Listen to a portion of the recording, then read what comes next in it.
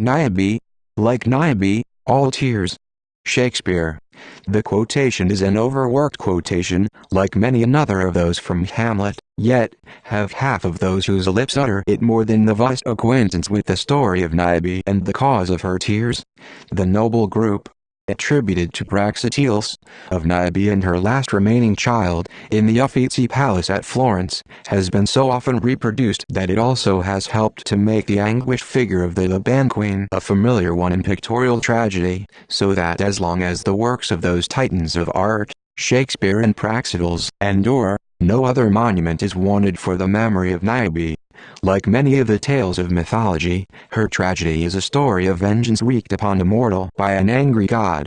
She was the daughter of Tantalus, and her husband was Zamphon, king of Thebes, himself a son of Zeus.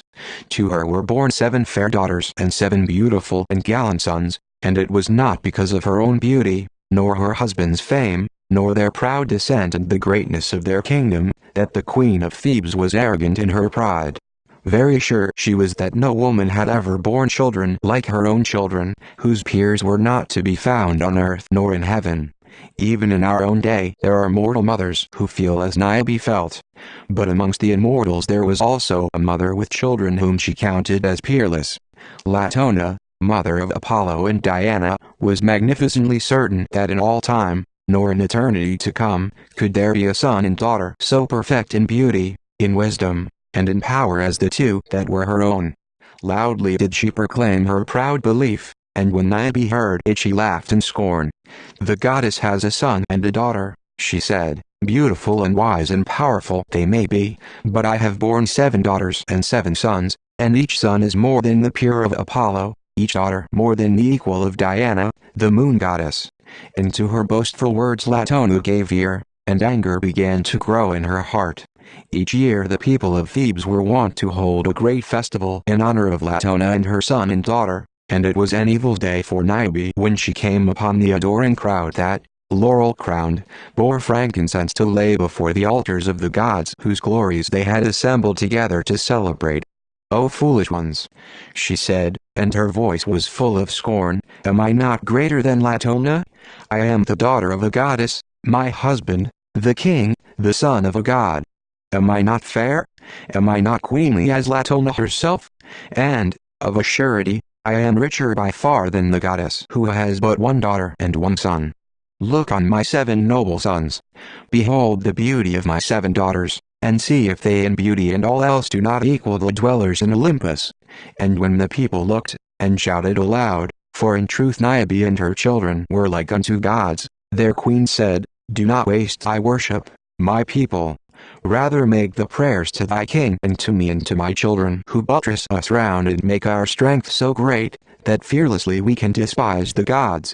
In her home on the Cynthian mountain top, Latona heard the arrogant words of the queen of Thebes, and even as a gust of wind blows smoldering ashes into a consuming fire, her growing anger flamed into rage. She called Apollo and Diana to her, and commanded them to avenge the blasphemous insult which had been given to them and to their mother. And the twin gods listened with burning hearts. "Truly shalt thou be avenged," cried Apollo. "The shameless one shall learn that not unscathed goes she who profanes the honor of the mother of the deathless gods." And with their silver bowls in their hands, Apollo, the smiter from afar, and Diana, the virgin huntress, hasted to Thebes. There they found all the noble youths of the kingdom pursuing their sports. Some rode, some were having chariot races, and excelling in all things were the 7 sons of Niobe. Apollo lost no time. A shaft from his quiver flew, as flies a bolt from the hand of Zeus, and the firstborn of Niobe fell, like a young pine broken by the wind, on the floor of his winning chariot. His brother, who followed him, went on the heels of his comrade swiftly down to the shades. 2 of the other sons of Niobe were wrestling together, their great muscles moving under the skin of white satin that covered their perfect bodies, and as they gripped each other, yet another shaft was driven from the bow of Apollo, and both lads fell, joined by 1 arrow, on the earth, and there breathed their lives away. Their elder brother ran to their aid, and to him, too, came death, swift and sure. The 2 youngest, even as they cried for mercy to an unknown god, were hurried after them by the unerring arrows of Apollo, The cries of those who watched this terrible slaying were not long in bringing Niobe to the place where her sons lay dead. Yet, even then, her pride was unconquered, and she defied the gods, and Latona, to whose jealousy she ascribed the fate of her 7 spears. "Not yet hast thou conquered, Latona," she cried. "My 7 sons lie dead, yet to me still remain the 7 perfect lovelinesses that I have borne. Try to match them, if thou canst, with the beauty of thy 2. Still am I richer than thou, O cruel and envious mother of 1 daughter and 1 son." But even as she spoke, Diana had drawn her bow, and as the scythe of a mower quickly cuts down, one after the other, the tall white blossoms in the meadow, so did her arrows slay the daughters of Niobe. When one only remained, the pride of Niobe was broken. With her arms round the little slender frame of her golden-haired youngest born, she looked up to heaven, and cried upon all the gods for mercy. "She is so little," she wailed. "So young, so dear.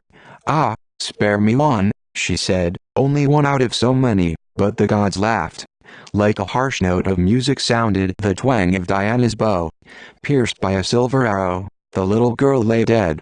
The dignity of Latona was avenged.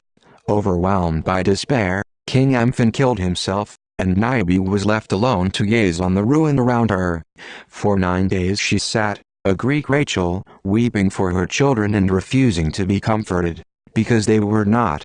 On the 10th day, the sight was too much even for the superhuman hearts of the gods to endure. They turned the bodies into stone and themselves buried them. And when they looked on the face of Niobe and saw on it a bleeding anguish that no human hand could stay nor the word of any god comfort, the gods were merciful. Her grief was immortalized, for Niobe, at their will, became a stone, and was carried by a wailing tempest to the summit of Mount Sipylus, in Lydia, where a spring of Argos bore her name. Yet although rock was Niobe, from her blind eyes of stone the tears still flowed, a clear stream of running water, symbol of a mother's anguish and never-ending grief.